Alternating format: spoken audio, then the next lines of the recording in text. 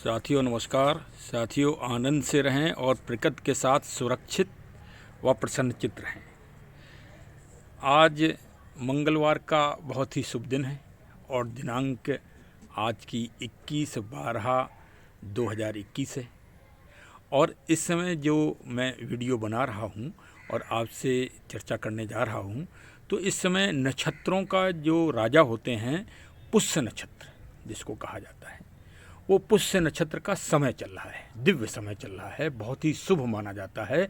और आपको ये भी बता दूं कि इस समय कुछ पौधे ऐसे हैं जिनको लगाना बहुत ही, ये आप मानिए कि आध्यात्मिक रूप से बहुत ही पुण्य उसका माना जाता है। कई पौधे इस समय ही लगाए जाते हैं घर के अंदर या अपने विशेष बाग में, और उनको लगाना बहुत ही मतलब दिव्य माना जाता है। जैसे अनार का पेड़ इसी समय लगाते हैं, और ढाक का पौधा जो जिसको टेसू कहते हैं, प्लास, उसको भी इसी समय लगाते हैं। और जो प्रकृति का कोई भी पौधा आप इस समय लगा सकते हैं। अब सामने देखिए तुलसी जी का भी पौधा है। इस समय सर्दियां चल रही हैं, तुलसी जी को बचाना बहुत ही टेढ़ा काम होता है। इसके लिए आप दो काम करिए कि तुलसी जी में हमेशा नमी बनी रहे और ऐसी जगह रखिए जहां धूप मिलती रहे। और इसमें अगर बीज बन रहे हों, मंजरी आ रही हो, तो मंजरी को तोड़ दीजिए। धार्मिक दृष्टि से भी तोड़ना अच्छा है और पेड़ को स्वस्थ रहने के लिए भी तोड़ दीजिए इसको। अच्छा, आज भाई पुष्य नक्षत्र चल रहा है, तो मैंने कहा कि सर्वोत्तम ग्रंथ, दुनिया का सर्वोत्तम ग्रंथ, मैं बार बार कह रहा हूँ, फिर से एक बार तेज आवाज़ में भी कह रहा हूँ, दुनिया का सर्वोत्तम ग्रंथ है तो श्री रामचरितमानस। सामने देखिए, आप दर्शन भी कर लीजिए। और इसकी दिव्यता पे ही आज मैं एक मतलब प्रश्न भी करने जा रहा हूँ कि क्या रामचरितमानस एक भगवान श्री राम जी की लीला मात्र है, या ये प्रबंध तंत्र और शासन तंत्र, और जो आजकल नया शब्द आया है मोटिवेशंस, जो भाई आजकल के MBA के बच्चे मोटिवेशंस एक शब्द का उपयोग कर रहे हैं, तो इसमें क्या मोटिवेशंस भी कुछ है? क्या सकारात्मकता और प्रेरणात्मकता का भी कोई महत्व है इसमें? तो आज का परिचर्चा यही है। अच्छा, इसके अलावा एक और बात है साहब कि मेरे वीडियो कई लोग बहुत अच्छी तरह से देख रहे हैं और कई लोग मुझसे व्यक्तिगत रूप से परिचित हैं, कई लोग व्यक्तिगत रूप से परिचित नहीं हैं। तो जो परिचित नहीं हैं वो बार बार पूछते हैं कि साहब अपना परिचय बताइए। आप अपना फ़ोटो भी नहीं दिखाते हैं यूट्यूब में। तो मैंने कहा भाई मैं अभी फ़ोटो दिखाने लायक इतना मतलब बड़ा यूट्यूबर या इतना बड़ा व्यक्ति नहीं हूँ, मैं एक साधारण व्यक्ति हूँ। हाँ, ये बात है कि मैं पुलिस विभाग में सेवारत था, अब मैं पुलिस विभाग से सेवानिवृत्त हो गया हूँ। मेरा नाम राम प्रताप सिंह है और इसी नाम से मुझे बुलाया जाता है। और मैं जनपद सुल्तानपुर, अयोध्या आदि जगह रहा हूँ। और अब मैंने रिटायरमेंट के बाद मेरे बच्चों ने मुझे प्रेरणात्मक रूप से उत्साहित किया, तो मैं इस क्षेत्र में उतर आया हूँ कि मैं वीडियो बनाता हूँ और प्रकृति के ऊपर विशेषकर मैं रखता हूँ। और श्री रामचरितमानस या गीता जी के ऊपर भी कभी कभी कोई एपिसोड बना देता हूँ। अच्छा, वो जो भी मैं एपिसोड अपने बनाता हूँ वो प्रकृति के बीच में ही बनाता हूँ। एक ये भी बात है, सामने आप देख भी रहे होंगे कि कई पौधे आपको मिलेंगे देखने के लिए, और इनकी मैं जानकारी भी समय समय पर देता रहता हूँ पौधों के बारे में, जिससे प्रकृति का संरक्षण हो, पर्यावरण का के प्रति जागरूकता हो, और प्रदूषण ऐसी और जलवायु परिवर्तन ऐसी जो मतलब विकट समस्या दुनिया के सामने आ रही है, उसका भी के प्रति भी लोग बाग जागरूक हो सकें। इसके पीछे एक यही छोटा सा उद्देश्य छिपा हुआ है। तो आज की परिचर्चा तो बड़ी महत्वपूर्ण है ही कि वास्तव में तो मैं जो रामचरितमानस का है वो पुलिस दृष्टिकोण से और कुछ प्रशासन और प्रबंध का जो अनुभव बीच बीच में हुए, लगभग 40 साल की नौकरी मैंने पुलिस विभाग में की, तो उसके अनुभव मैं समय समय पे आज शेयर करता रहूँगा। आज जो एक विशेष बिंदु है उस बिंदु को मैं अभी आपको शेयर करूँगा, और मूल यही है कि कुछ ज्ञान का भी पर चर्चा होती रहे समय समय पे और प्रकृति का भी चर्चा होती रहे। Thank you.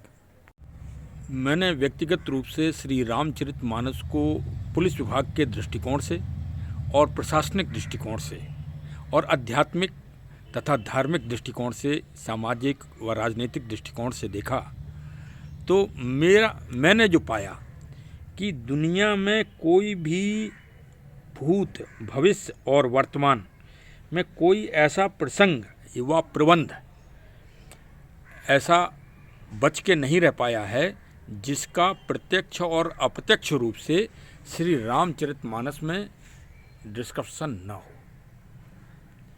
इतना बड़ा मोटिवेशन है इस रामचरितमानस के गूढ़ रहस्यों में, और इतनी सकारात्मकता है और इतनी प्रेरणात्मकता है, और यही सकारात्मकता और प्रेरणात्मकता श्री रामचरितमानस को दुनिया का सर्वोत्तम महान ग्रंथ बनाती है।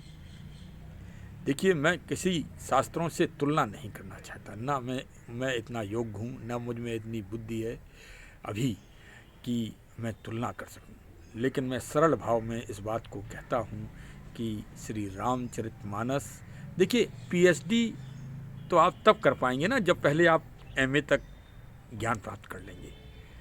तो वो एमए तक का ज्ञान मतलब कहाँ प्राप्त होगा, आप उससे न ले जाएं, डिग्री से इसका कोई संबंध नहीं है। इसका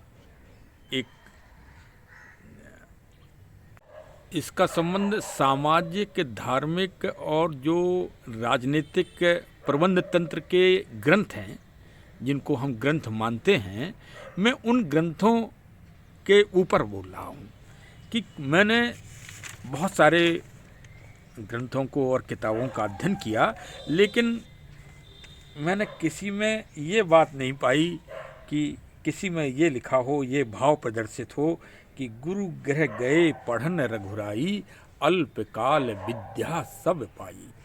इसी चौपाई के अगर आप एनालिसिस कर लें और इसी को अगर एक महत्व को इसको देखें कि एक चक्रवर्ती राजा का लड़का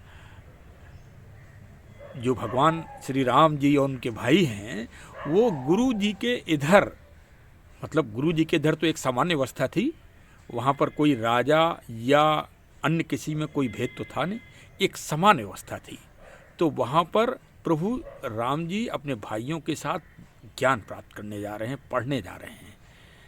तो ये हमने बहुत सारे ग्रंथों का अध्ययन किया कि कहीं हमें ऐसा मोटिवेशनल पढ़ाई के ऊपर, शिक्षा के ऊपर जो ग्रंथ इतना मतलब महत्व दे रहा हो, इतना सामाजिक दृष्टिकोण से इतना बच्चों में एक भाव पैदा कर रहा हो, वो मुझे कहीं पढ़ने को नहीं मिला श्री रामचरितमानस के अलावा। रामायण में भी ये बात लिखी है वाल्मीकि जी ने, लेकिन वो संस्कृत में लिखी है। तो संस्कृत भाई सभी को समझना अभी इतना आसान नहीं है, संस्कृत का लोप थोड़ी सा हो गया है, लेकिन हिंदी तो हम लोगों की आम भाषा है, और हिंदी में अगर किसी ग्रंथ में अगर लिखा है तो श्री रामचरितमानस में लिखा है। मेरी पूज्य माता श्री हमेशा इस चौपाई को प्रतिदिन कहा करती थी। आज मुझे बेबस वो उनकी चौपाई याद आ गई श्री रामचरितमानस पर। तो मैंने कहा कि आज जो आज का एपिसोड बनाया जाए वो इसी चौपाई के महत्व को देख के बनाया जाए कि गुरु गृह गए पढ़न रघुराई और अल्पकाल विद्या सब पाई। सारे वेदों का, सारे पुराणों का, सब का अध्ययन प्रभु ने अल्प समय में ही प्राप्त कर लिया।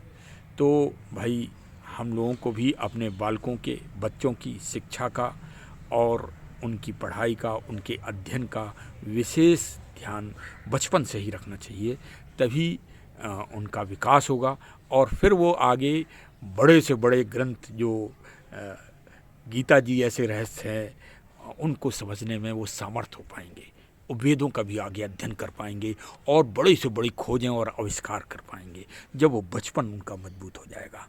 ये चौपाई का भाव ये है।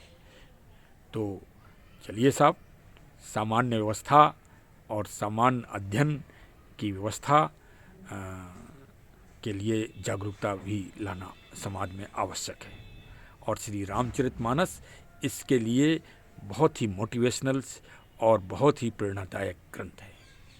बहुत बहुत धन्यवाद और प्रकृति से जुड़े रहें, हमारे चैनल से जुड़े रहें और इसी तरह आज धर्म और ज्ञान और प्रकृति का आनंद प्राप्त करते रहें। बहुत बहुत धन्यवाद। Thank you.